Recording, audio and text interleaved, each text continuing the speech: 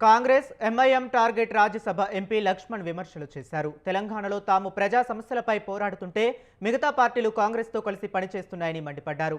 Parliament వేదికగా వారి బంధం బయటపడిందని చెప్పారు.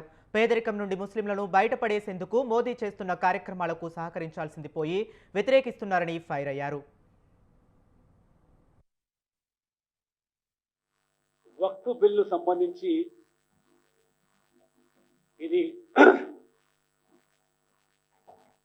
దేశ ప్రజల ప్రయోజనాల దృష్టి అయితేమి, మన తెలంగాణలో కూడా పేద ప్రజల ప్రయోజనాల కోసం నరేంద్ర మోడీ ప్రభుత్వము ముఖ్యంగా వక్ఫ్ బోర్డు పేరు మీద, ట్రిబ్యునల్ల పేరు మీద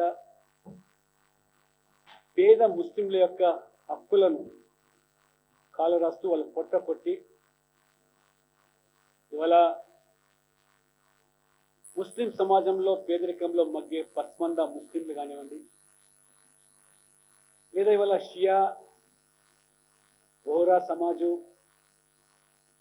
లేక ఇంకా అనేక రకాలుగా పీడితులుగా వారు పేదరికంలో మగ్గుతూ పడుతున్నటువంటి బాధలకు ఉపశమనంగా మోదీ ప్రభుత్వం తీసుకొచ్చినటువంటి ఈ బిల్లుకు బాసటగా నిలవాల్సింది పోయి ఏ రకంగా వారి కలిసి కుట్రలు చేస్తున్నారో మొన్న చరిత్రలోనే సుదీర్ఘ కాలం దాదాపు 12 గంటలు